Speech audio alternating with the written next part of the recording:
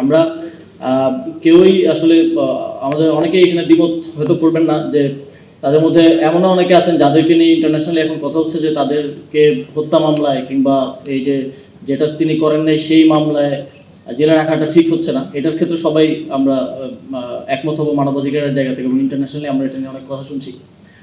কিন্তু তাদের যে ডিড বা তাদের যে কর্ম, সেটার জন্য তাদের এর থেকেও আরো বেশি কঠোর শাস্তি হওয়া উচিত ছিল যদি আমরা গণতন্ত্রকে এখানে দীর্ঘমেয়াদে স্থাপন করতে চাই, রক্ষা করতে চাই।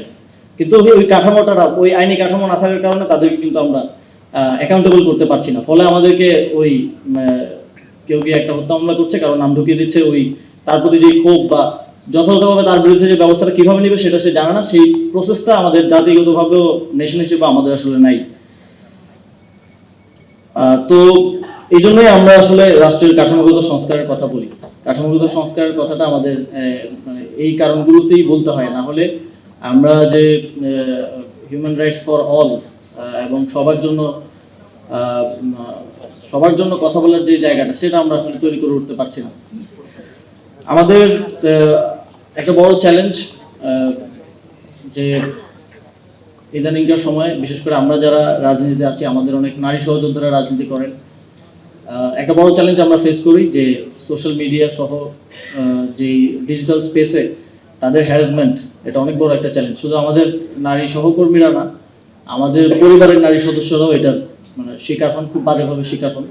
এবং সেক্ষেত্রেও খুব ভালো কোনো পন্থা আমাদের কাছে নাই যেটা দিয়ে আমরা আসলে এইটার একটা প্রোটেকশন পেতে পারি, কিংবা এটা যে পরিমাণ স্কেল এটা হয়, ওই স্কেলে এটার বিচার নিশ্চিত করার প্রক্রিয়াটা আমাদের কাছে আসলে নাই। আমাদের একটা ডিজিটাল নিরাপত্তা আইন আছে, এটার মাধ্যমে কেউ যখন আসলে বিচার চাইতে যায় বা এই বিষয়ে বিচার চাওয়ার কথা ভাবে, তখন সে ভাবে বিতর্কিত আইন দিয়ে আমি আসলে বিচারটা চাইবো কিনা বা চাওয়াটা ঠিক হবে কিনা।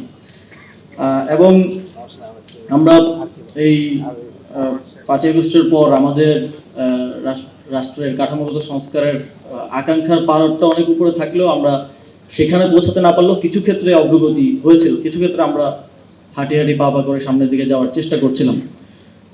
সেখানে বিচার বিভাগের স্বাধীনতা নিশ্চিত করার জন্য কিছু আইন, কিছু অধ্যাদেশ করা হয়েছিল। মানবাধিকার এবং গুম প্রতিরোধ সংক্রান্ত অধ্যাদেশ করা হয়েছিল, কিন্তু আমরা দেখলাম বর্তমান সরকারের সময় সেগুলো বাতিল করে দেওয়া হলো, ল্যাপস করে দেওয়া হলো। তারা একটা যুক্তি দেওয়ার চেষ্টা করেছেন যে তারা আরো ভালো আইন করবেন, কিন্তু দুঃখজনকভাবে তারা যেই প্রস্তাবনা যেখানে দিয়েছেন সেখানে সেই কথাগুলো বলেন না, সেখানে তারা ভিন্ন কথা বলেছেন। তো ভালো আইন করলে এই অধ্যাদেশগুলোকে আইনে পরিণত করে পরেও তো এটার মধ্যে সংস্কার আনা যেত, এটা সংশোধন আনা যেত, এটা বাতিল করে দেওয়ার কোনো প্রয়োজন ছিল না। তো বাতিল করার মধ্য দিয়ে আমরা আসলে তাদের সদিচ্ছার যে অভাব আছে এটাই দেশবাসীর কাছে প্রতীয়মান হয়েছে। এবং তারা যখন আবার নতুন আইন করার কথা বলে, সেটা অনেকটা দায়সারা টোনে বলেন বলেই আমাদের মধ্যে এই আস্থার সংকটটা তৈরি হয়েছে।